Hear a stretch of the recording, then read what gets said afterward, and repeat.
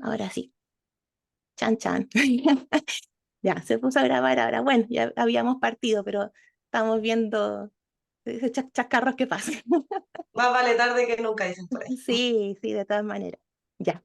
Entonces, comorbilidad. Tenemos estas personas que son personas mayores, ¿cierto? Que a lo largo de su historia de vida de repente llegan a desarrollar la demencia a una edad mayor, pero vienen también arrastrando otras condiciones de salud. Mencionábamos, por decir algunas, hipertensión, diabetes, hipotiroidismo, que son como las más frecuentes. Y estas enfermedades también normalmente vienen asociadas a un tratamiento medicamentoso, ¿cierto? Normalmente el hipotiroidismo a uno le dan una pastillita que se tiene que tomar en ayuno y que con eso la tiroides se regula. Pero resulta que ahora a nuestro paciente también se le agrega a lo anterior la demencia y empieza a crecer este listado de medicamentos que le tengo que dar. Y eso también debe ser considerado por el médico. Entonces es muy importante cuando uno va al control con su médico, ya sea para diagnosticar el tema de la demencia o para ajuste de tratamiento o para un control simplemente, llevar anotaditos los medicamentos que la persona tome para ir viendo si es que estos medicamentos no hacen efectos entre sí o se potencian o generen algún problema la administración en conjunto. También va a ser muy importante, ahí sí, muy importante los exámenes que se le puedan hacer al paciente. En general, siempre los médicos solicitan exámenes de sangre porque así pueden ver la función del hígado, la función del riñón, cómo están las vitaminas. Hay algunos temas anímicos o de olvidos, por ejemplo, que pueden ir asociados a déficit de vitamina y se le administra, se le indica la vitamina a la persona, vuelven un tiempo más y resulta que los síntomas ya están mucho mejor. Entonces, siempre normalmente va asociado antes de la prescripción del medicamento una revisión técnica sanguínea para ver si el cuerpo está en condiciones de recibir también el medicamento y eso también ayuda al médico a ajustar la dosis, cuál es la dosis adecuada para esta persona y que no le produzca daño en el riñón, daño en el hígado o en otra parte. También es muy importante en este contexto, ¿cierto?, de la consulta con el médico, la entrevista. En general, lo ideal es que siempre vaya, bueno, nuestro paciente, ¿cierto?, la persona que tiene el deterioro cognitivo o la demencia, junto con, idealmente, el cuidador que lo conoce más. Entonces, esta persona puede entregar información súper valiosa de cómo es la historia que conversábamos al principio del paciente, ¿cierto? Y también pueden, junto con el médico, ir aterrizando un poquito cuáles son las expectativas del tratamiento, porque los medicamentos tampoco son milagrosos. Vamos a ver que nos ayudan en unas cosas, pero hay otras que realmente el medicamento queda chico y no puede tampoco tratar. Y finalmente, muy importante igual, es cómo es la funcionalidad y la autonomía de nuestro paciente en el contexto en el que estamos ese día de evaluación. Por ejemplo, si podemos poner en contexto qué actividades puede hacer la persona aún, eso va a permitir al médico evaluar también cuánto va a ser la dosis en función de eso. Por ejemplo, si una persona aún puede vestirse sola, pero está sumamente agresiva y esto golpea a su familia, es grosera y genera dificultades en las actividades del día a día en la casa, por ejemplo, a lo mejor vamos a tener que poner un poquito en la balanza que pierda un poco de funcionalidad para poder lograr que esté un poco más tranquilo. Y eso va a requerir, va a calmar un poco la agresividad de él, pero va a requerir que otras personas lo ayuden un poquito más a vestirse, cosa que antes no era necesario. Todos estos detalles hay que irlos conversando, son muy personales, son muy específicos de la persona y van a ir muy de la mano también de lo que necesite el paciente como lo que necesite también la familia. Por eso es importante que el familiar que acompaña los controles o el cuidador, porque a veces no necesariamente es un familiar, tenga claro estos tips que les estoy dando para que el médico se pueda hacer como una película más clara y ver bien qué medicamento va a ser el más adecuado. Por todo lo anterior, es que estamos insistiendo mucho, mucho, mucho en que darle un medicamento a nuestro familiar o a un paciente sin indicación médica que lo respalde es sumamente peligroso. Si se fijan, de repente, no sé, comentábamos al principio, hay ferias donde venden medicamentos y alguien me dijo que a su abuelo le daban risperidona y que con eso se quedó tranquilo y justo en la feria yo pasé y había risperidona y también se lo doy a mi paciente sin saber todo lo otro anterior que ya hemos revisado hoy es un peligro para nuestra persona a cuidar. Entonces, por favor, lo que más insistimos siempre es que los medicamentos deben ser recetados por un médico y que tenga en conocimiento todo este otro contexto que hemos mencionado ahora. Así que mucho cuidado con la autoadministración, ¿ya? Con lo anterior aclarado, ¿qué es lo que sigue? ¿Qué es lo que pasa después de que a uno le indican un medicamento? Bueno, ir al domicilio, ¿cierto? O a la farmacia o al consultorio, adquirir el medicamento y empezar el tratamiento.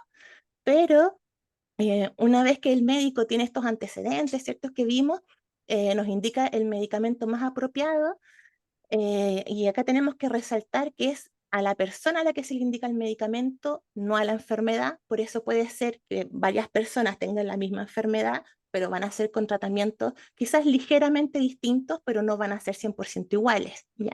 Pueden, como les decía, pueden haber muchos Alzheimer, muchos DFT, pero no van a tener exactamente el mismo medicamento. Siempre se va a considerar lo más óptimo para nuestro paciente. Y generalmente lo primero es iniciar el tratamiento farmacológico e ir probando, ¿ya? Normalmente los médicos indican una dosis, uno se va a la casa, empieza el tratamiento y después de un tiempo tiene un control para ir ajustando esa dosis. Y ahí es muy importante que nosotros como cuidadores reportemos a nuestro médico. ¿Sabe qué?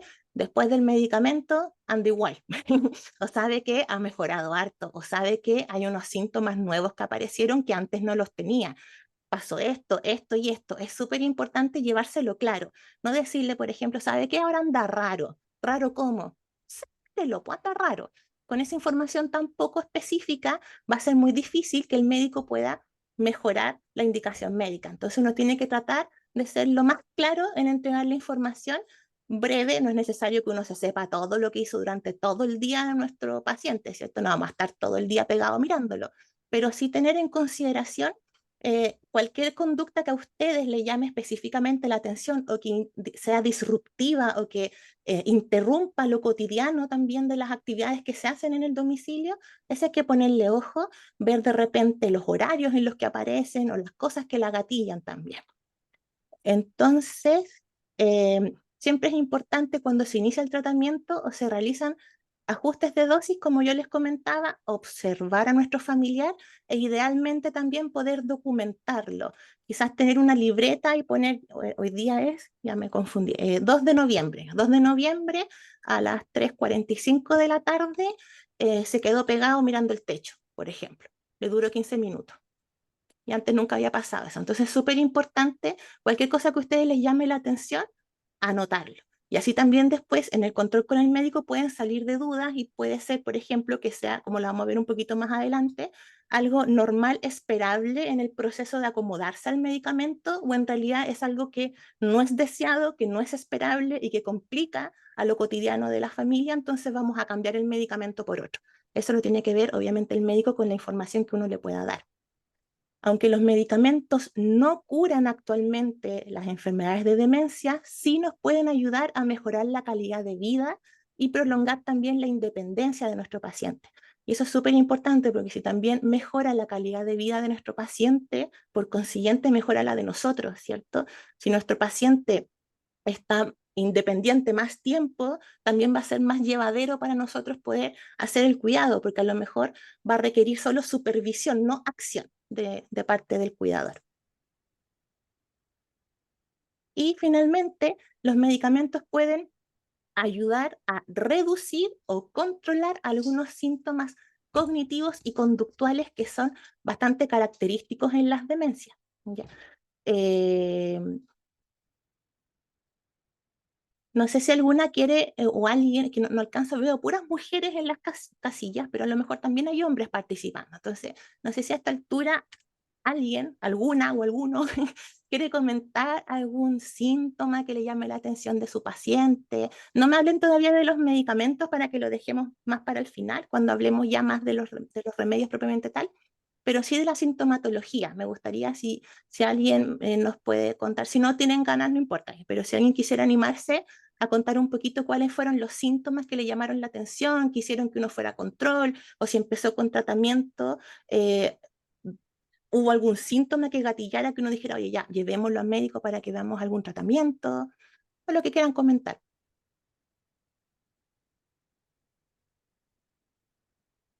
¿Nadie? ¿No? Estamos tímidos hoy día, ya. Seguimos entonces. Visto ya lo anterior, veamos un poquito cómo ayudan los medicamentos a una persona en específico que tenga demencia y qué podemos esperar también del tratamiento, porque a veces uno pone toda su fe ya con esta pastilla va a mejorarse todo y de repente no es tan así. Entonces, pero sí va a haber una mejora. Lo que pasa es que quizás no va a ser la expectativa que tenemos nosotros y parte de este taller es un poco igual eso, ¿no? Que conversemos de cuáles son las cositas que podemos ir viendo que van mejorando con los medicamentos.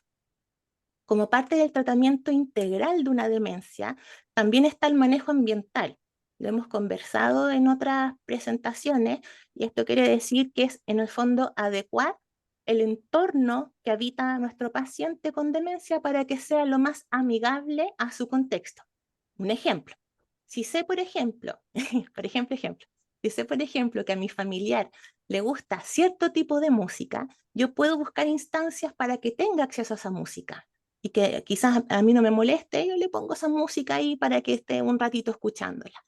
Esa es una medida ambiental que en general, si yo hago algo que a mi familiar le gusta como, y que sea simple, no es para que bajarle la luna, ¿cierto? Pero son pequeños detallitos que nos pueden ir ayudando a hacer más llevadero el día a día, tienden a tener buen resultado en general, ¿ya?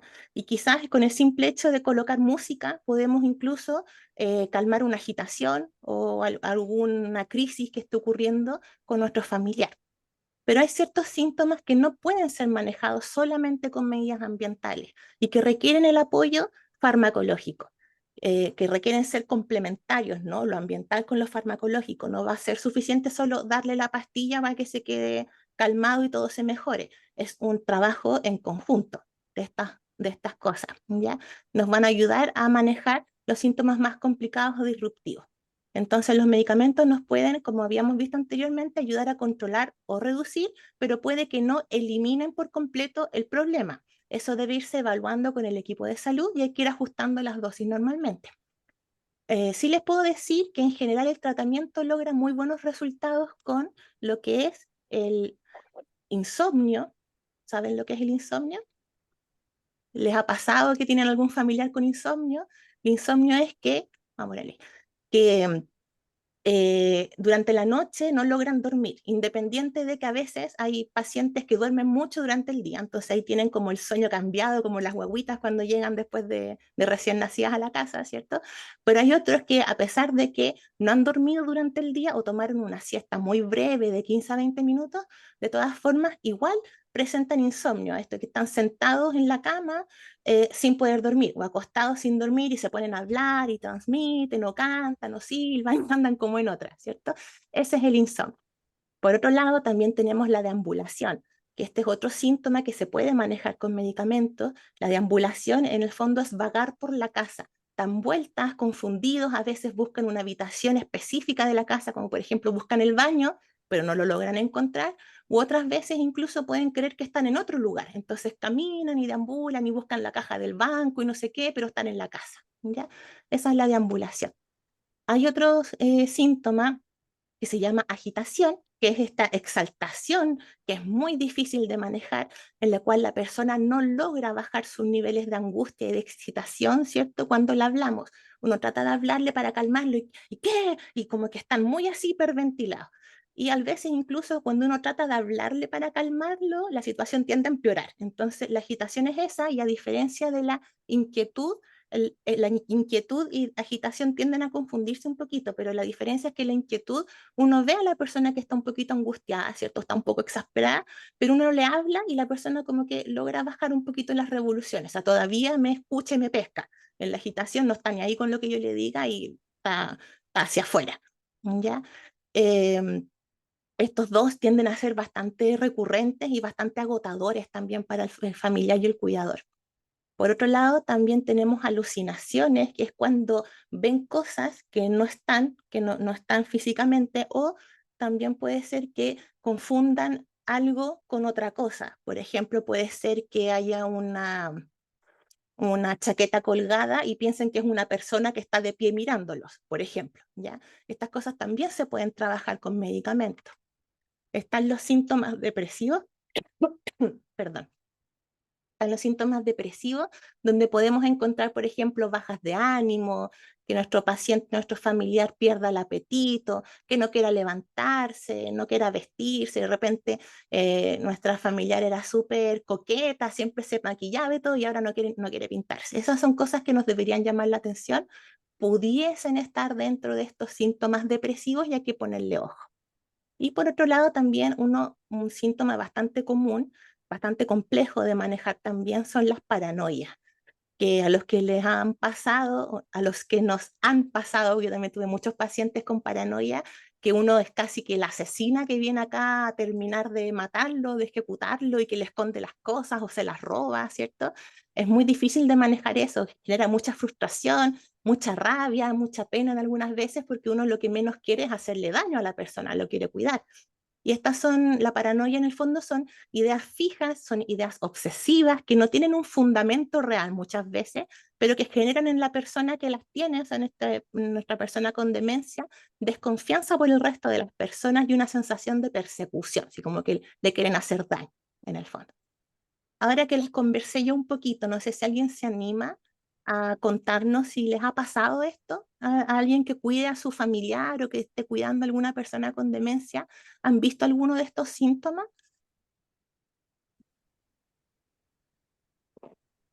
Hola, Hola María Miranda. sí, hay muchos pacientes con eso. Lo que yo quería hacerle una consulta, yo he cuidado pacientes con problemas así, Ujú, em, bastante. Lo que quiero saber, porque tengo una confusión, si es lo ujú, mismo, la paranoia es lo mismo que cuando dice, ah, tiene psicosis. Por ejemplo, yo cuidé a una persona que tenía temas con el agua, con lo mojado.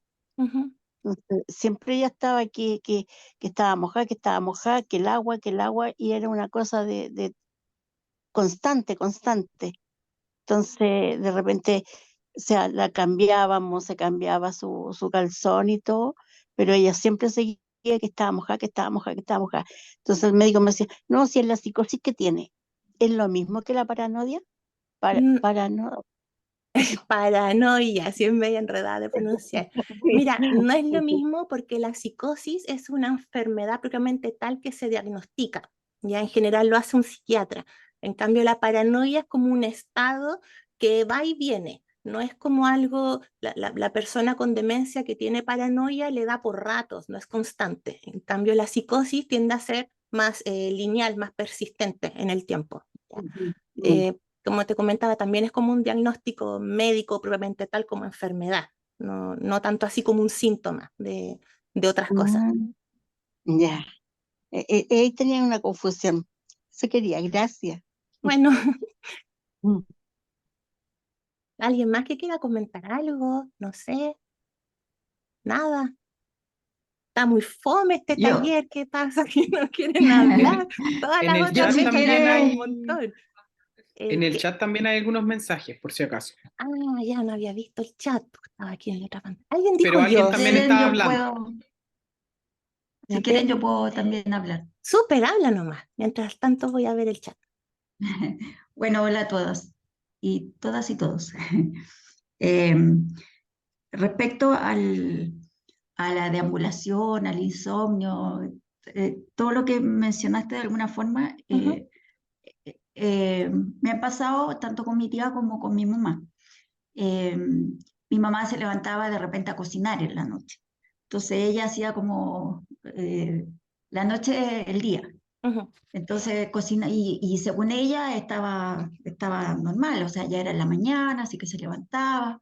O bien le preguntaba a mi hija cuando ella se quedaba con mi mamá, le preguntaba a mi hija, ¿y usted no va a ir a la universidad? Y eran las 10 de la noche. mm, Entonces, como que se quedó dormida, una cosa así. Eh, y se daba mucho, pero después del tratamiento que le empezaron a dar con quetiapina, la verdad que eso ya ahora ya no es tema. Eh, y respecto a las alucinaciones y esto de eh, eh, veía gente, en el caso de mi tía, ella veía gente de repente, no sé, pues yo llegaba y tenía la mesa puesta para mucha gente, muchas personas, y era porque todos los niños que estaban ahí con ella en su casa estaban jugando, qué sé yo, ella les fue a preparar la oncecita, le puso la mesa y los niños se fueron porque se fueron a jugar y la dejaron ahí con toda la mesa puesta y los sanguchitos y todas las cosas que ella le había preparado ricas. Eh, es súper duro, penoso, eh, pero de alguna forma con todos estos talleres, estos aprendizajes, todo lo que uno después va aprendiendo, se da cuenta que es parte de la enfermedad nomás. Entonces como que a uno también le baja la angustia, no está como con esa sensación de, pucha, ¿por qué está pasando tal cosa? O sea, ya entiende que es parte de la enfermedad. Así que muchísimas gracias por estos talleres y se agradece mucho para nosotras que no vivíamos estos temas, que se veían más de lejos. Buenísimo, gracias por contarnos tu experiencia con estas dos personas. Elizabeth, parece que quieres hablar también, o no.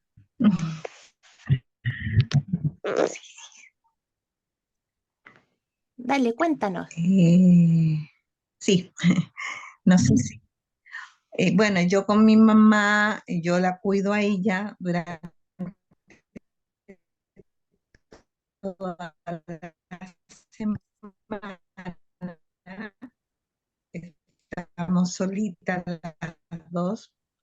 También ella muy fuerte, a su forma de expresarse, y la verdad es que ha sido duro, porque la semana pasada, de la nada, así como que me empezó a insultar, no con garabato, no, pero sí muy agresiva, que yo era una atrevida, y yo quedé así como, wow, ¿qué le pasó a mi mamá? Pero entendí después de que sí, es un parte de un proceso. Y bueno, yo siempre estoy participando dentro de. Uy, se nos fue Elizabeth, quedó pegadita ahí. Ahora sí, Elizabeth, tú siempre estás participando de quedarte ahí ah, congelada. sí, ahí sí que estaban llamando. Y ahí he ido aprendiendo muchas cosas, como lidiar con la mamá. Pero las noches son muy difíciles, porque habla toda la noche, ella toma su remedio para dormir, y habla y habla, y yo la tengo abajo porque tengo segundo piso y los dormitorios están arriba, pero yo ambienté todo el living para ella. Entonces tengo una cámara donde yo la vigilo, la escucho, y la verdad es que no duermo yo tampoco, o sea, no duerme ella bien, ni yo tampoco. Entonces todas las semanas es lo mismo.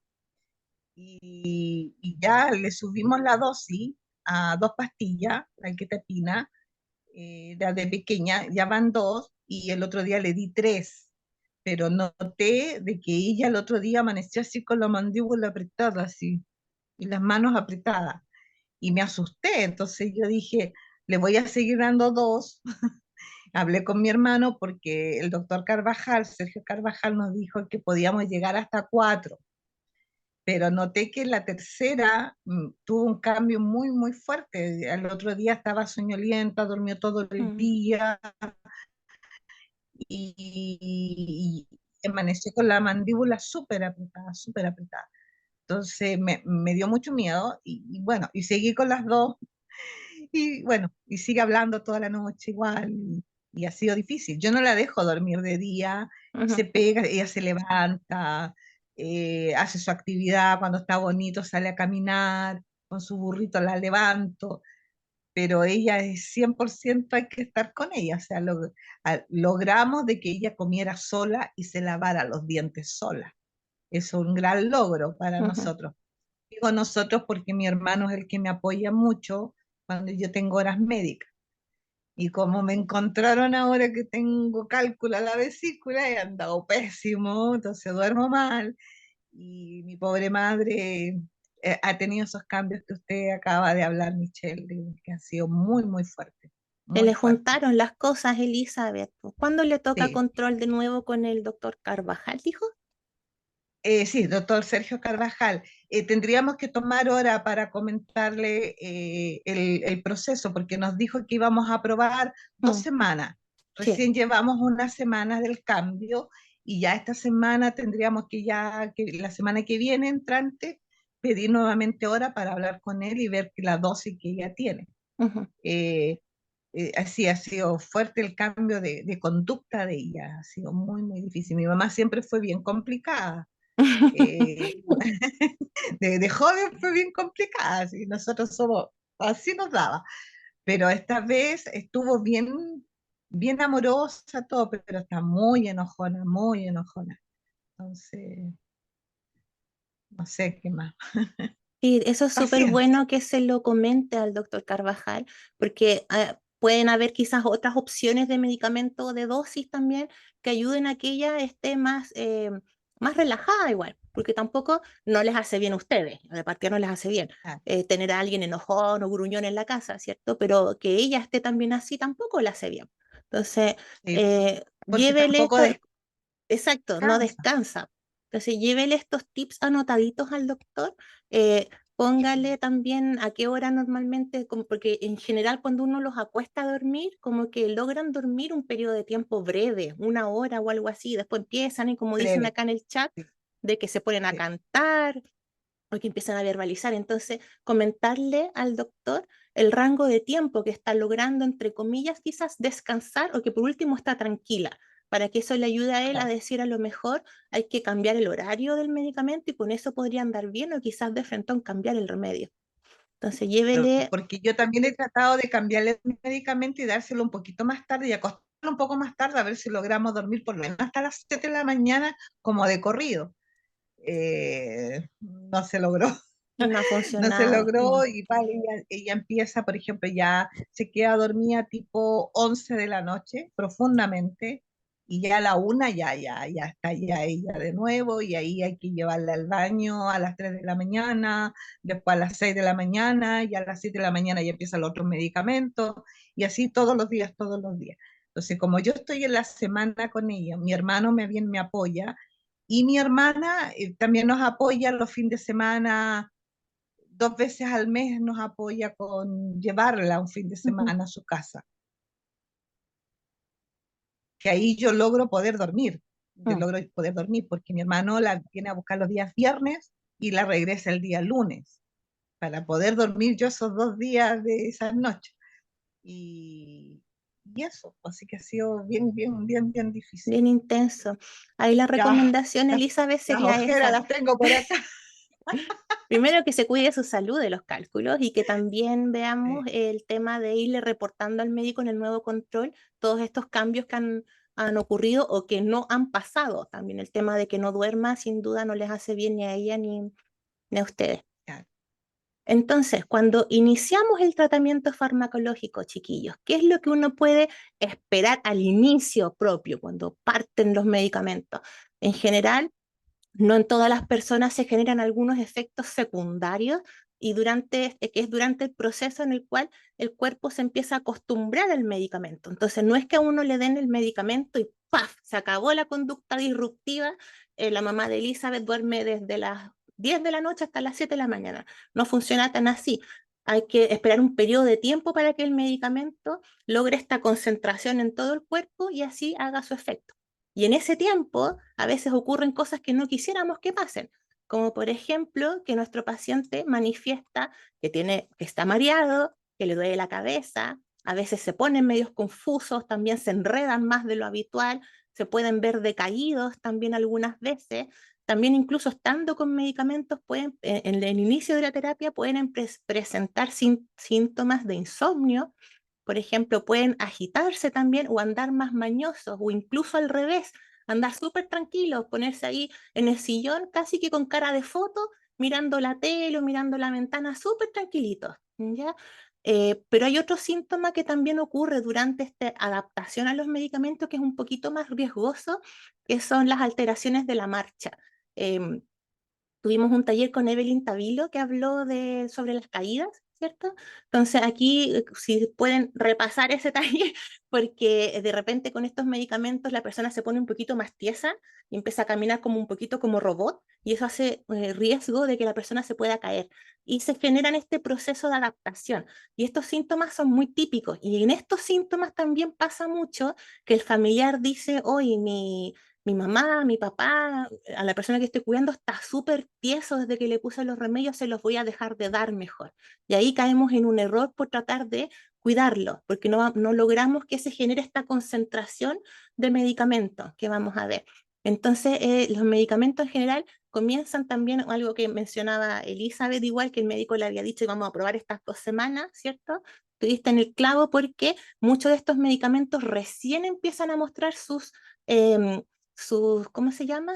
La mejoría en el paciente recién al día 15. O sea, yo le estoy dando el medicamento 15 días seguidos y recién el día 15, 16, yo vi una pequeña mejora en que la persona está durmiendo un poquito más, o que está un poquito menos agresivo, o que está un poquito más tranquilo, recién al día 15.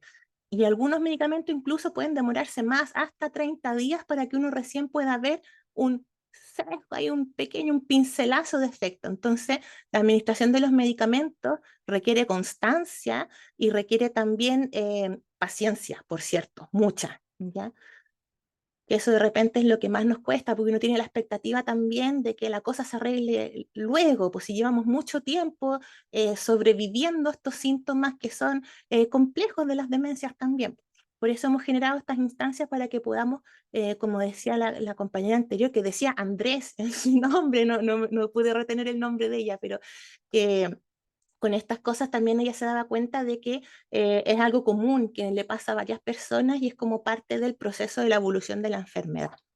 Entonces los medicamentos, algunas veces, como comentábamos, no en todas las personas, pero pueden generar estos efectos secundarios en este proceso en que el cuerpo se empieza a acostumbrar al medicamento. Y eso puede generar a veces que el cuidador se cuestione si realmente es bueno darle el remedio o no. Incluso a veces suspenderlo pensando que es lo mejor para la salud de nuestra persona, nuestro paciente. Pero suspenderlo también puede generar efectos adversos, como que, por ejemplo, si yo le suspendo el tratamiento a un paciente con demencia, puedo hacer que esta persona se empiece a confundir más, que empiece a agitarse más de lo que ya estaba anteriormente. Puede incluso cualquier otro síntoma anterior que hubiese, puede verse más agravado ya por esta descompensación que se está generando en el cuerpo por haberle quitado el medicamento de forma tan drástica. Puede incluso generarse una pérdida mayor de memoria y que esta sea a largo plazo.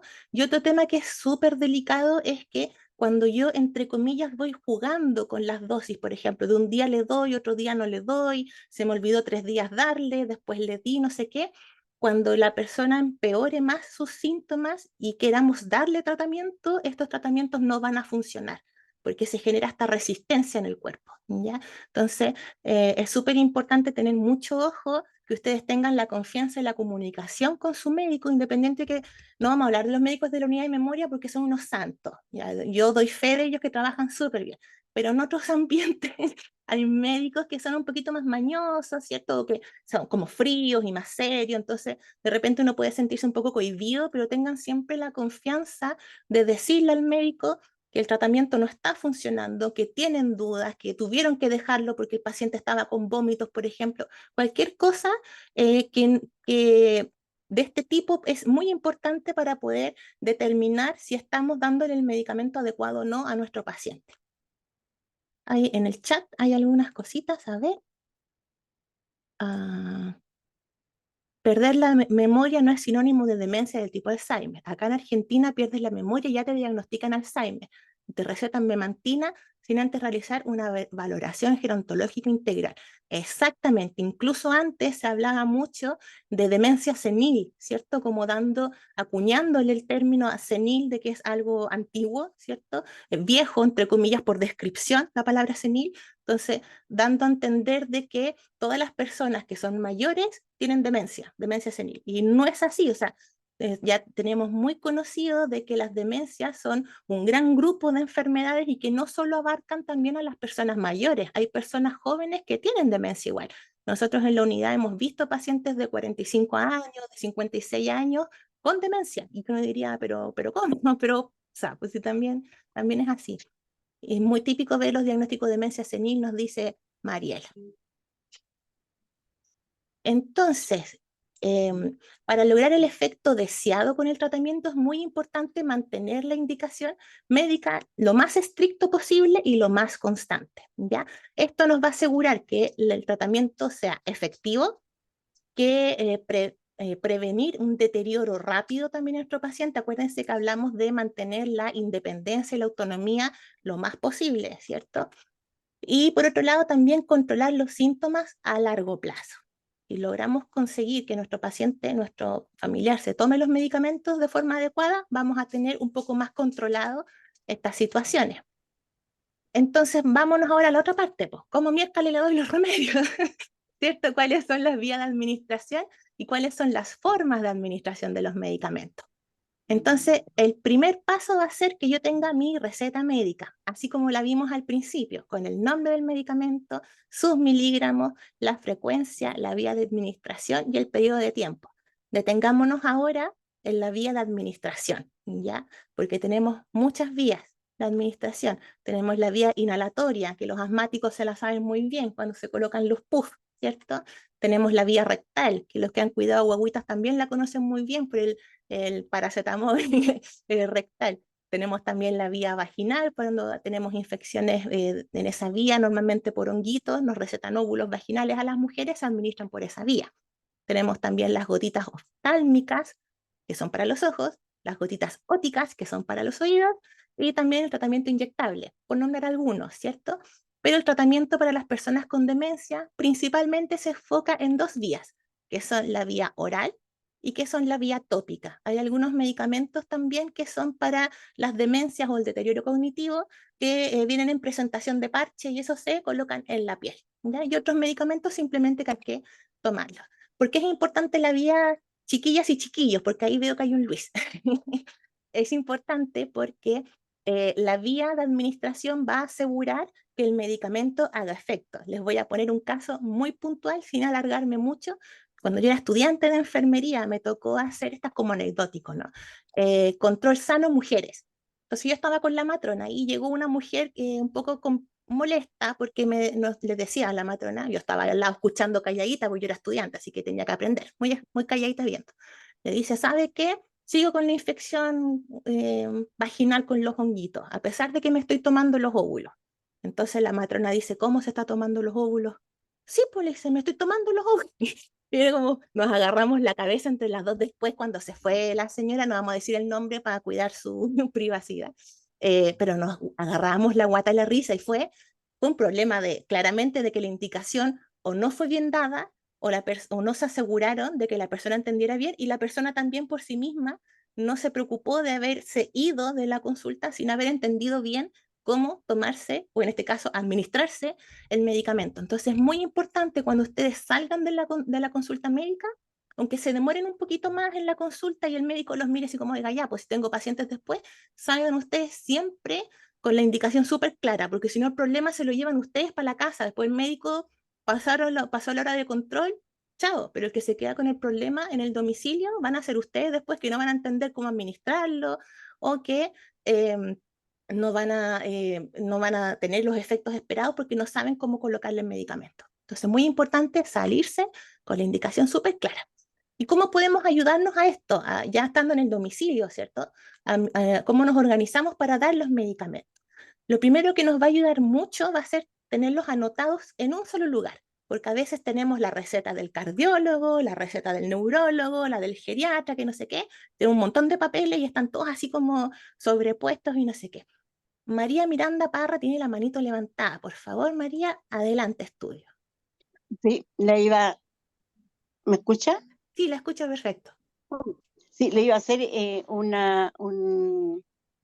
me pasó también una anécdota de repente uno se ríe y dice, ¿pero cómo? Una paciente dice, llegó a atenderse y el doctor, la vio el doctor y todo, y le dice, ya, usted se va a tomar todos los días en la mañana una cucharita de té y le especificó el nombre del remedio y todo. Ujú. Y la señora a la semana volvió al médico y le dice, doctor, yo sigo igual, le dice, no me ha hecho nada bien lo que usted me dijo que me tomara. ¿Y qué está tomando? Todos los días en la mañana le dijo, me tomo una cucharita de té. Pero ¿cucharita de té de qué? Pero si doctor, usted me dijo que me tomara todos los días en la mañana una cucharita de té. O sea, una paciente Ujú, de 70 años, que muchas veces van solas, ujú. y claro, los médicos no sé si no se preocupan o no se percatan de que la persona, qué fue lo que la persona entendió. Ella entendió que se tenía que tomar una cucharita de té, pero nunca, yo creo que nunca entendió que el jarabe o lo que le dio que tenía que tomarse era en una cuchara del porte, una cuchara del porte de la cuchara de té, po. Claro, que era como la Entonces, porción, ¿no? Lo que tenía que como la tomarse. porción, claro, entonces de repente yo escucho y dicen, y muchas veces yo escucho a los familiares cuando es que el doctor le dijo que tenía que, y le digo yo, perdón, pero si el doctor, no, es que mire, escuche lo que haga memoria, ¿qué fue lo que le dijo el doctor? Y después lea la receta. Uy, ¿verdad? Claro, yo entendí mal. Y claro, pero el médico se limita a dar la receta y la indicación, y si entendió, entendió, y el que no, no, no. Ahí hay una, ¿cómo decirlo? No Un problema de sé, para que, comunicación, quizá, sí, yo creo que como que sí, de de repente hablamos comunicación distintos idiomas el médico con el paciente, digamos. Uno con cuando el paciente. uno va a la consulta también, bueno, yo soy enfermera, pero también a Desgraciadamente, veces igual me pasa que uno va así como pollito en otro contexto, ¿cierto? De paciente, uno está enfermo, uno se siente bien, y claro, le dan la receta, después uno llega a la casa y dirá, uy, ¿cómo fue que me dijo? Y la receta a veces no siempre se entiende mucho, entre que no se entiende bien la letra a veces, o la indicación igual. la mayor, claro, es que ese es un gran problema que tenemos, pacientes médicos, paciente y médico, porque el médico está seguro de lo que está diciendo, pero no se asegura de que el paciente entienda las indicaciones que él está dando. Y muchas veces pasa, y eso del el tema de los óvulos cuando se los toman, eh, no es ignorancia, Es que no que se entendió note, nomás, pues sí, muchas veces no es ignorancia, es que no, sencillamente no entendió. Y cuando uno no va por primera vez por una situación X, no conoce el sistema, no conoce el modo de tratamiento muchas veces comete esos errores, y porque también da miedo a preguntar, po, da vergüenza preguntar. yo en general recomiendo, entre comillas, ser choro, pero choro respetuoso. O sea, si yo no entiendo, doctor, a ver, disculpe, no le estoy entendiendo, ¿me puede repetir? Yo a veces hasta me río, pero risa así nerviosa, ¿cierto? Como para relajarme. Yo también un poquito que estoy tensa, porque lo veo a él que me habla, y así como tratando de retener la información, que cuando uno está enfermo tampoco está en el mejor momento cognitivo como para entender todo lo que te están diciendo, ¿cierto? Entonces sobre todo si uno está en el contexto del cuidador, yo creo que es peor, porque uno va con toda esta angustia, con la falta de sueño, con los miedos, con también estos un poco estigmas o tabús que tiene respecto al diagnóstico, va con su familiar, que ya fue toda una travesía poder convencerlo para traerlo al hospital, ¿cierto? Que fuera el diagnóstico. Y todo ese contexto, con mayor razón, más cuesta que uno logre entender las indicaciones. Entonces, súper importante cuando el médico les pase la receta, ustedes la leen un poquito, un minuto, chicos, si no, no es más que eso, así como leerlo. ¿Lo entendieron? O sea, si ustedes están en su casa y leen este papel, ¿lo pueden explicar con sus propias palabras? Sí, ya doctor, lo entendí todo, perfecto, muchas gracias. ¿Sabe qué? No me queda claro. ¿Qué dice acá? Y si ustedes no entienden bien, siempre llevar lápiz y papel y anotarlo ustedes, no rayar la receta médica porque de repente hay medicamentos que son retenidos, que hay que dejar la receta, que en la farmacia no te la aceptan, como medio enredo. Pero uno lleva una libretita. Por ejemplo, mi papá no tiene demencia, pero yo lo acompaño siempre al médico, entonces en el celular, a mí me gusta el celular, entonces anoto ahí, tengo como los medicamentos que él toma, como él habla solo, dice todas sus cosas, yo voy porque soy enfermera y soy metiche nomás, así como de respaldo. Él ve todos sus temas, él habla con el médico y yo la anoto ahí por si acaso nomás para que nos acordemos los dos y yo también saber en caso de que ocurra una emergencia qué medicamentos toma. Pero es siempre bueno que uno, si va de acompañante, también estar ahí atento, anotar, y así también, si no le entiendes la letra al médico, no importa. Yo escuché y anoté que él dijo que necesitaba este medicamento 2 veces al día y que recomendó que una vez se diera antes del desayuno y el otro antes de la cena, por decir algo, ¿ya? Alguien levantó la manito, dijo que quería hablar, parece. Sí, yo había sido. Sí, vamos. Pero básicamente era por lo mismo que tú estabas diciendo ahora. Era como, es como voy a repetir un poco, pero en Sí, dale realidad nomás. yo me autoculpo por lo que decía la persona que apareció antes, porque en realidad hoy día, ya uno más vieja, en realidad uno debería perder esa vergüenza. El médico es el médico y como que uno lo veía así como por allá arriba en el cielo y le da vergüenza preguntar. Yo hoy día entendí justamente eso.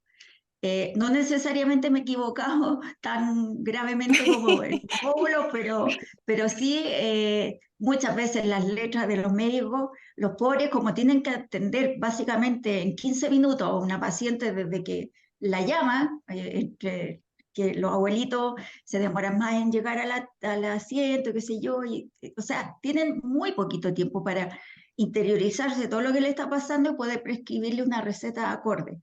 Pero sí yo siento y daba lo que a mí me ha pasado como experiencia, igual en realidad lo que dices tú es muy cierto, o sea, es uno la responsable de entender bien la receta y cómo se tiene que tomar el medicamento. O sea, yo hoy día no me vuelve a pasar eso, ya perdí el miedo y pregunto nomás. Si, en realidad si no lo hace con esa persona, nadie más que él te lo puede mencionar, ni siquiera la secretaria, que a veces también me basaba, no, si la secre va a entender bien la letra, porque con la sintomatología que uno lleva, en realidad, claro, muchas veces se le olvida o simplemente por vergüenza, muchas veces yo no preguntaba, pero es lo mejor en realidad salir con el diagnóstico y uno sí, súper buena idea la tuya de anotar en otro papelito al tiro la indicación que nos da el médico. Así que yo estoy defendiendo a los médicos en este caso.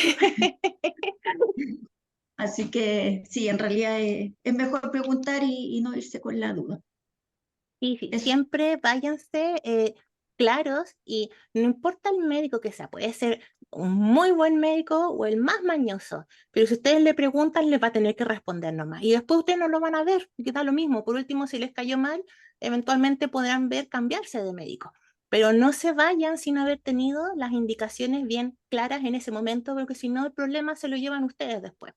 Entonces es muy importante salir con la indicación súper clarita, así también uno se ordena y ve qué tiene que hacer cuando llega a la casa, si tiene que pasar a una farmacia o a la del consultorio, lo que sea. Y a propósito de eso, también es súper importante porque hablamos de que las personas mayores tienen una tendencia a tener más tratamientos farmacológicos, ¿cierto? Eso como concepto existe, tiene nombre y se llama polifarmacia, que es cuando una persona toma más de 3, entre 3 a 5 o más medicamentos distintos. Por ejemplo, medicamento para la tiroides, medicamento para la presión, medicamento para la diabetes. Y tenemos 3 polifarmacia, caemos en ese grupo. Y las personas que usan muchos medicamentos tienen mayores riesgos porque los medicamentos empiezan también a interactuar entre sí y a veces potenciando efectos de uno o disminuyendo efectos de los otros. Entonces también es muy importante tener muy claro, sobre todo cuando nuestro paciente va al diabetólogo, va al cardiólogo, va al neurólogo, va al geriatra y cada uno le indica medicamentos de su especialidad, ¿cierto? Y no sabe, no tiene por qué saber que el cardiólogo le indicó una cosa y el diabetólogo le indicó otra. Entonces yo soy el responsable de juntar este puzzle y decirle, doctor, mire, esto es lo que está tomando, mi mamá, mi papá, mi familiar o la persona que yo cuido. Y está bien, están bien los horarios, lo podríamos, o sea, me puede orientar un poquito porque a lo mejor este medicamento en este horario no le está haciendo efecto. Es el médico el que tiene el conocimiento de eso y uno tiene que sacarle el jugo, como decíamos, a ese poquito rato de consulta que tenemos. Luis tiene la manito levantada, ¿quiere hablar algo? Sí, ¿me escucha? Sí, lo escucha. Ah, ya, perfecto. No, bueno, con respecto a lo mismo, lo que hago yo justamente es llevar una libreta. Y en la libreta anoto las preguntas que pienso que pueden ser interesantes para conversarlas con el médico. ¿Ah? Y después de eso, me entrega la receta, yo la trato de descifrar, y si no le pregunto, doctor, ¿qué es lo que es esto? Y qué significa esa C, por ejemplo, que dice cada 8 y después no sé qué es lo que dice. Ah, cada 8 horas, mira, magnífico. Entonces ya lo tengo en claro, porque sé que se producen muchos problemas. Bueno, eso es más o menos lo que yo hago y dejo todo anotado.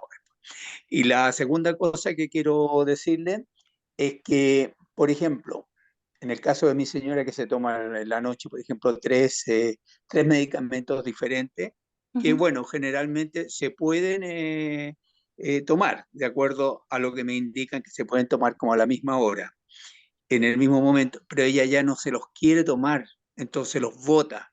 ¿Se los puedo moler, se los puedo dar en un jugo o eso puede ser, no sé, negativo para ella? ¿Se puede Mira, hacer Luis, eso? depende mucho del medicamento. Si tú tienes acceso al prospecto, idealmente, porque a veces cuando uno le entregan los medicamentos en la farmacia del CESFAM, por ejemplo, te los entregan en un sobre, no van con el prospecto. Entonces, si tuvieras acceso al prospecto o en el peor de los casos, también consultar en la farmacia, mira, en la farmacia del mismo CESFAM o del hospital, estos medicamentos se pueden triturar porque no tengo cómo saber esa información si ustedes no son médicos ni farmacéuticos, ¿no es cierto? Yo soy enfermera, tampoco lo sé. Entonces, ¿puedo triturar este medicamento y no pasa nada? Entonces ahí el farmacéutico puede leer este prospecto y decir, no, sí, se puede moler. Si se puede moler, no hay ningún problema con que se lo des con jalea o de repente en la sopa tibia, no muy caliente, o en Claro. algún flan o pudín o alguna cosa así que va a ser más fácil que pase piola, ¿cierto? Ah, ya, En jugo de fruta en general no se sugiere ni en naranja ni en pomelo, porque estas dos frutas tienden a hacer que bajen los efectos de los medicamentos. Entonces, en la ya, fruta de repente no es recomendable darlo con los remedios, pero sí puede ser en agua o en flan o en jaleita o estas cosas así como más con más consistencia, hacen que de repente sea más fácil que lo traiga y no lo vea tanto. Eso te puede ya. ayudar. Es decir, perdóname, te estoy entendiendo de que no todos los medicamentos se pueden moler. Exactamente, no todos se pueden moler. Hay algunos que vienen Ah, recubiertos, por ejemplo, hay algunos que se llaman, que terminan, tienen el nombre XR o acción prolongada, dicen. Esos medicamentos no ya. se pueden moler, porque el recubierto que tienen es el que hace que la acción sea retardada. Entonces tú lo mueles y le quitas el efecto. Y resulta que después Ah, la persona se despertó antes. Pero ¿y cómo si yo le estoy dando los remedios? Pero es porque se lo estaba dando molido. Entonces no cumplió la acción la película protectora perfecto. que tiene la cápsula o el comprimido. Ah, ya. Entonces, Dentro de mi sí, ignorancia yo pensaba de que la película protectora era solamente para mantener, era como un envase y que uno lo podía desechar y por medicamentos, porque hay algunos, por ejemplo, que vienen y uno los puede abrir, vienen al claro medio, que los abre se abre la y yo cápsula y le tienen echaba el como unos polvito adentro granitos. y botaba. Mm. Exacto, exacto. El omeprazol, por ejemplo, Viene viene con unos así, viene como granitos y todo, unos granos, sí. y yo eso lo molía y se lo daba. Entonces, a lo Mm. mejor no con Mira, todos corresponde hacer. claro, lo que yo te recomiendo ahí, la opción más rápida es que te puedas acercar a una o sea, buscarlo en internet es la opción más Ya, rápida. Tú lo claro. puedes poner el nombre del medicamento y escribes la palabra vademecum y ahí te Ya, sale si es que se puede moler o no, así como en el prospecto. La otra opción que Ya, tienes, que es como la más sí, segura, la que más te recomiendo, es que te acerques a una farmacia a consultar, que se puede moler un ya, medicamento. Y en el ya. intertanto, ya después en el control con el médico, tú le explicas a él, mire, ha sido terriblemente difícil darle estos remedios. ¿Qué otra opción tenemos a este medicamento? Porque estuve en un taller y dijeron que el omeprazol no se puede moler, entonces a Claro, lo mejor hay otra alternativa. Y efectivamente hay otras alternativas, pero si el médico no sabe eso, no te puede orientar tampoco. claro, porque la vez pasada que estuve con una doctora me dijo déselo con un dulce, con dulce de leche, como dicen los argentinos, Ujú. pero ella no, esas cosas no, se da cuenta al tiro y las botas, No, si son encantado. repillos, son muy pillos, sí, sí. Se dan cuenta, pero al tiro antes que uno. Sí, Ya, pero excelente me parece todas las informaciones que me has entregado, ¿ah? buenísimo, Yo Luis. en este sí, me está llamando mi señora, así que tengo que bajar al tiro a verla. Así Vaya que no, nomás. no voy a poder seguir. Un Ok, abrazo y muchas gracias, ¿ah? gracias a ti, que estés muy bien. Igualmente, gracias. Entonces mencionamos que está el tema también de la polifarmacia, que son estos Ya mi, medicamentos que pueden interactuar entre sí y que de repente también, si yo no los tengo ordenados, el médico no tiene cómo saberlo y podría dar un medicamento que a lo mejor no sea el más adecuado en este contexto. Entonces es muy importante que yo los tenga anotaditos y se los lleve en el control a todos estos médicos con los cuales interacciona mi familiar o mi paciente. También es muy importante que si nuestro familiar con demencia presenta algunos síntomas que tienden a ser recurrentes, por ejemplo, esto que comentaba alguien en el chat de que se pone a cantar en la noche, ¿cierto? O que habla mucho, de que quiere ir al trabajo, o que habla solo, o cosas que me puedan llamar la atención, yo anotarlo, y así como en este horario tiende como a hablar solito, porque de repente hay algunos tipos de alteraciones que se generan en horarios específicos y eso está documentado, hay estudios sobre eso y se puede también asociar a algún manejo farmacológico que pueda ayudar a bajar esos síntomas. Y esa información es súper valiosa. De repente uno como que estando en la casa ya se puso a hablar de nuevo, ya déjenla que hable. No es tan así. No le quiten importancia porque estas cosas después empiezan a crecer con el tiempo y ahí nos empiezan a afectar y como cuidador nos agotan y empiezan también temas en nosotros de salud mental propia, entonces es importante que vayamos pesquisando todas estas alteraciones cuando empiezan a aparecer, cosa que le hagamos el paralé, el atajo en el momento y no esperar a que evolucionen mucho y que se salgan de control para recién tomar medidas al respecto. En caso de que hayan indicaciones actualizadas, por ejemplo, que uno va a un control con el médico y te dice, ya, mira, antes te tomaba, le dabas 3/4 de esta pastilla, por inventar algo, ahora le vas a dar 1,5. Ya, y resulta que yo llego a la casa y tenía todas las pastillas cortadas en cuartos. Y me complica un poco cachar cómo es para que sean 1,5. Entonces voy a darle todas las que tengo, así en 3/4, 3/4, 3/4, y cuando se termine esa caja, uso la nueva y le doy 1,5. Entonces ustedes documentar eso, ya, me dio la indicación hoy día, pero yo recién el 20 de noviembre le empecé a dar ese cambio de tratamiento. Entonces cuando ustedes van con el médico y le dicen, doctor, mire, pasó que usted me dijo que le iba a dar tal cosa, pero yo por cualquier razón, yo le inventé lo de los 3/4, no sé qué, da lo mismo. No pude porque no tuve acceso al medicamento, porque la razón que sea, no se me ocurrió ninguna, pero cualquier razón que ustedes puedan tener para no dar un medicamento, está bien. Entonces, no pude darlo desde ese momento, pero partimos en tal fecha. Entonces, si el médico sabe, ya, o sea, pasaron 20 días con la misma indicación y recién desde el día 20 de noviembre hasta hoy día, que es el día de control imaginario, han pasado cierta cantidad de días, entonces es esperable que nuestro paciente esté así, le vamos a mantener la dosis, completemos un mes con esta dosis nueva y de ahí vemos si la ajustamos o no, ¿ya? Para que puedan tomar bien la indicación. Es súper importante cuando se generan estos cambios de indicaciones, ustedes anotar, ya, desde el día tanto empezamos la indicación nueva. Veamos cómo nos va de ese día hasta el próximo control con esta indicación, con este cambio. Por otro lado, también mantener un stock adecuado de medicamentos. No vaya a ser que mañana, bueno, ayer fue feriado, ¿cierto? Supongamos que el lunes me quedaban 2 pastillas y resulta que mi paciente toma 5 pastillas diarias. Chuta, yo no alcancé el martes porque estaba trabajando. Miércoles consultorio cerrado, todo el miércoles sin remedio.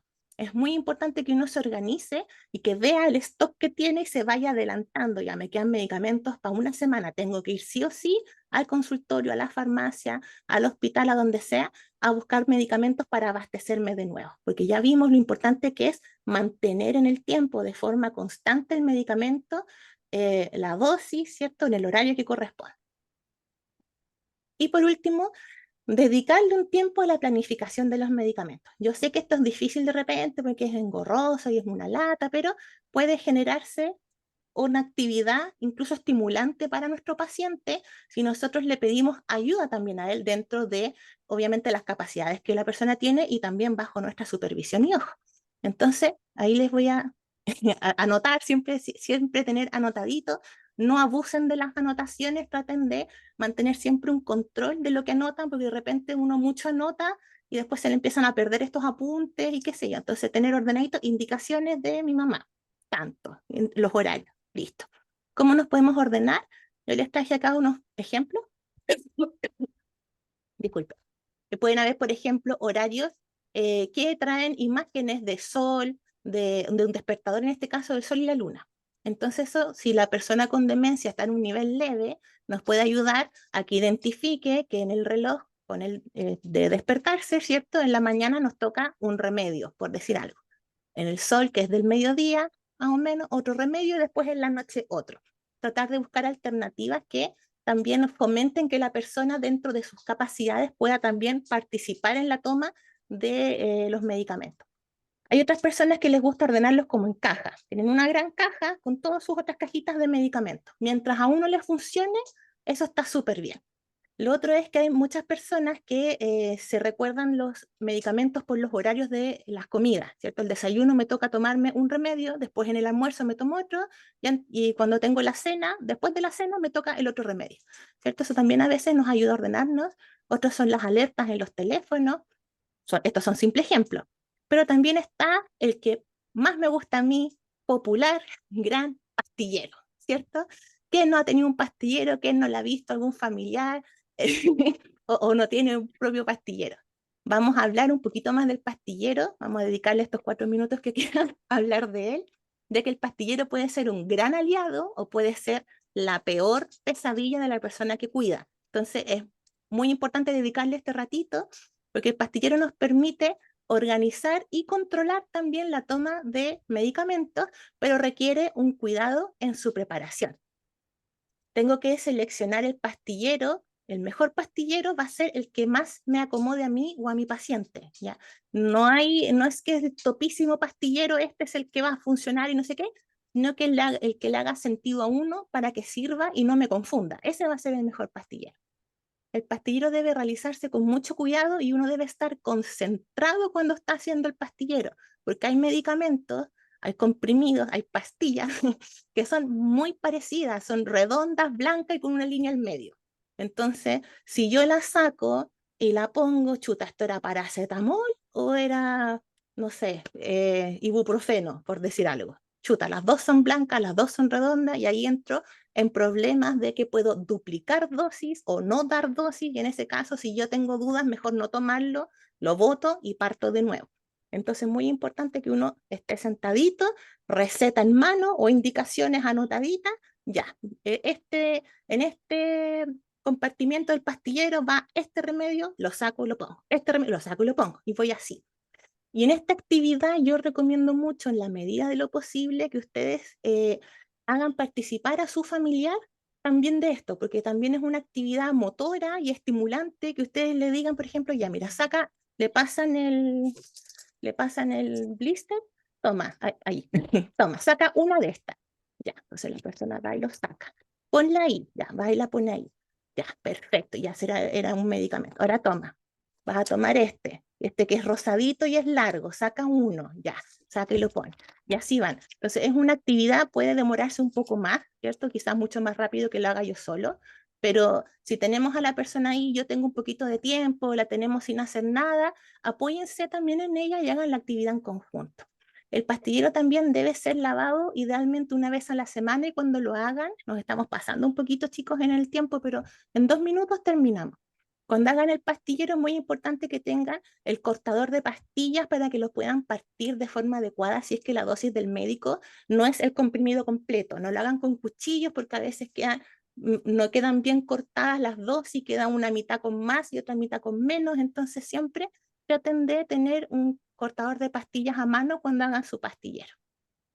Pastilleros hay muchos, hay como por ejemplo este que es semanal, el primero que les mostré, semanal con 3 divisiones por día, ¿ya? Está ese otro que uno puede sacar los días que son por color y puede llevárselo, no sé, en la cartera o en el bolsillo o en el bolso. Si es que sale de viaje, por ejemplo, por el día, va y vuelve, se lleva solamente la dosis del día. Están estos típicos que son semanales de un solo compartimiento, que son más recomendados cuando uno toma el medicamento de una. O sea, cuando todas las pastillas yo me las voy a tomar, no sé, a la hora de almuerzo, yo les recomiendo que tengan ese. Si tienen horarios distintos, es mejor que tengan uno que sea separado, ¿ya? Porque si no se pueden confundir. Estos otros también, que son como más simples, son como dosis también como para salir y volver de algún lugar.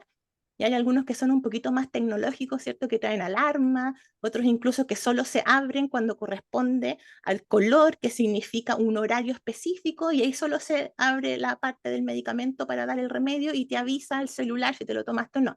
Acá es otro presupuesto, ¿no es cierto?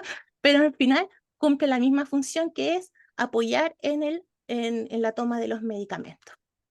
Y ya como para terminar, quiero darles algunos consejos que son, por ejemplo, mantener una rutina constante en la administración de los medicamentos. Eso va a ayudar a que también nuestro paciente sepa, ya, sí, hay como una costumbre, ¿cierto? De que de nuevo viene esta persona, independiente que a lo mejor se puedan olvidar de quiénes somos, viene esta señorita, viene este caballero a darme el remedio. Se genera cierta memoria rutinaria en la persona. Idealmente también si esta persona tomaba tratamiento de antes, por ejemplo, si es hipertenso, tratar de adecuarle los mismos horarios que usaba antes, porque ya tiene anclado que habían que tomarse ciertos medicamentos. El ambiente también va a ser muy importante. Yo no puedo, por ejemplo, pretender que mi paciente va a aceptar todo lo que yo le dé de buenas a primeras si lo tengo viendo las noticias y en la noticia sale que murió no sé quién, que la guerra en no sé a dónde, que los asesinatos en Santiago Centro. Tengo al paciente así y yo le vengo a dar su pastilla para que se mejore o se sienta mejor. Va a pensar obviamente que lo quiero matar, pues si no logran diferenciar lo que pasa en la tele de lo que es la vida real, de lo que ellos están viviendo ahora. Entonces, súper importante quizás antes de dar los medicamentos, hacer alguna actividad que le guste para tenerlo de buena, ¿cierto? Poner un poquito de música tranquila y darle el medicamento. Buscar su colaboración tratando de darle autonomía e independencia. O sea, por ejemplo, yo le digo, ya mira, nos toca el remedio, ¿te acuerdas? Toma, sácalo tú. Ya, acá tienes el vaso, tómalo. ¿Te lo pudiste tomar? Perfecto. No llegar yo y metérselo ahí en la boca, pasarle el vaso y ya trágate. Sino que tratar de que la persona tenga como la sensación de que está tomando ella la decisión de tomarse el remedio. Eso va a ayudar mucho a facilitar que acepte hacerlo, ¿ya? Como tratar de convencerlo de que la decisión viene de él.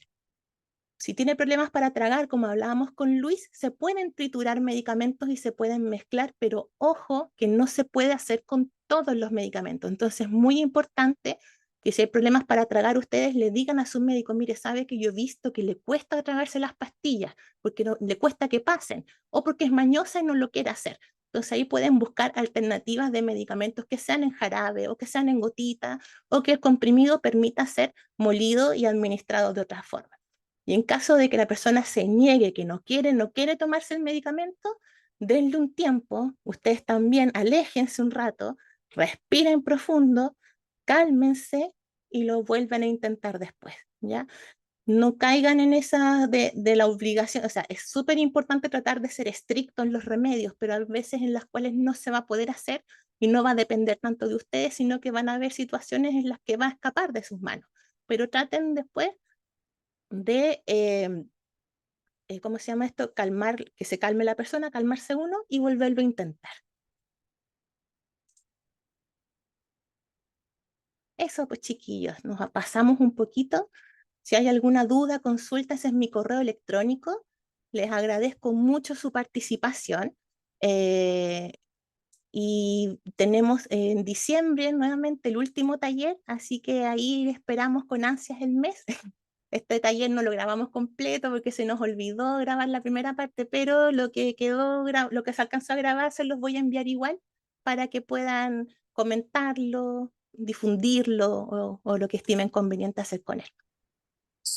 Oye, Michelle, antes de terminar, solamente contarles que estamos generando una charla para el día 23 de noviembre a la misma hora en relación a los accidentes cerebrovasculares en personas con demencia, cómo identificarlos. Entonces queremos dejarlos a todas invitadas. Si alguno o alguna no nos ha compartido su correo, que lo haga por favor y nosotros les vamos a enviar ahí la invitación para el día jueves 23.